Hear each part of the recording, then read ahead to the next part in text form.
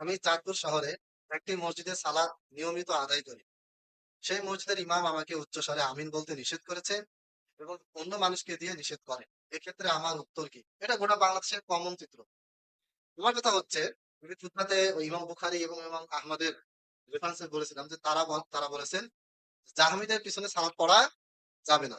Normally যেই মসজিদগুলিতে আপনাকে জোরে আমিন বলতে বাধা দেয়, নফল আদান করতে নিষেধ করে, হ্যাঁ, নফল আদান করতে নিষেধ করে, এইরকম মসজিদের ইমামদের আকীদা গুলো জাহমি আকীদাই হয়। আল্লাহ সব জায়গায় বিরাজমান এই আকীদা তারা বিশ্বাস করে। অলি আউলিয়াদের অনেক পাওয়ার আছে, ক্ষমতা আছে। আব্দুল কাদের জিলানী রহমতুল্লাহ আলাইহ মৃতকে জীবিত করলেন। পীরের অনেক ক্ষমতা। এইরকম আকীদায় তারা বিশ্বাসী। এইরকম আকীদায় যে ইমাম বিশ্বাসী সেই ইমামের পেছনে সালাত পড়া যাবে না। এখন প্রশ্নকর্তার উদ্দেশ্যে বলবো, আপনি যে মসজিদে সালাত পড়েন, ওই মসজিদের ইমামের যদি এরকম বড় কুফরি আকীদা থাকে, তাহলে আপনার ওই মসজিদে ওই ইমামের পিছনে সালাত পড়া জায়েজই হবে না। এটা তো নিষেধ করলো কি না করলো পরের হিসাব। আপনার ওখানে সালাত পড়া জায়েজ হবে না।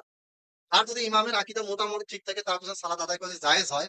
আর এই এমত অবস্থায় সেই ইমাম যদি আপনাকে জোরে আমিন বলতে নিষেধ করে, নফল আদান করতে নিষেধ করে, তাহলে আপনি প্রথমে যেটা করবেন, ইমাম সাহেবকে বলার চেষ্টা করবেন, বোঝানোর চেষ্টা করবেন। ইমাম সাহেব যদি আপনাকে বাধা দেয়, তাহলে আপনি কি করবেন? সেই মসজিদ ত্যাগ করবেন। কারণ ওই মসজিদে আপনাকে সুন্নাহ পালনে বাধা দেয়, সেই মসজিদে সেই ইমামের পিছনে সালাত পড়ার প্রয়োজন নেই। একটা হাদিসে আছে, যেটা আমরা সবাই জানি, যে এক সাহাবী আল্লাহ নবী সাল্লাল্লাহু আলাইহি ওয়াসাল্লামকে জিজ্ঞেস করলেন যে সালাতের সময় হয়ে গেলে আমি কি করব? ইমামরা যে দেরিতে সালাত পড়ে, তো নবী সাল্লাল্লাহু আলাইহি ওয়াসাল্লাম বললেন যে তুমি আগেই আযান দিয়ে সালাত পড়ে নাও।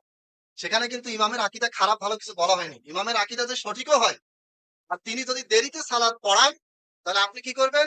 আউয়াল ওয়াক্তে সালাতটা পড়ে নিবেন। তাহলে যেই মসজিদের ইমাম আপনাকে সুন্নাহ পালনে বাধা দিচ্ছে, যার আকীদাও ভালো না, তাহলে তার পেছনে সালাত পড়া আরো যাবে না। তবে হ্যাঁ, এটা ১ম এই সেই মসজিদ বা সেই ইমামকে আপনি ত্যাগ করবেন না। ১ম এ আপনি দাওয়াত দেওয়ার চেষ্টা করবেন। বোঝানোর চেষ্টা করবেন। তারপর যদি আপনি ব্যর্থ হন, তাহলে আপনি সেখানে সালাত পড়বেন, কিন্তু ওই ইমামের পিছনে পড়বেন না। আর এতে যদি ফিতনা হয়, আপনাকে যদি আরো বেশি অত্যাচার করে, তাহলে আপনি নিজেই মসজিদ করতে পারলে সেখানে সালাত পড়েন, অথবা নিজের বাসায় আপনি জামাত করে পড়েন, অথবা অফিসে বা কোনো জায়গায় বন্ধু-বান্ধবদেরকে নিয়ে জামাত করে সালাত শুরু করেন।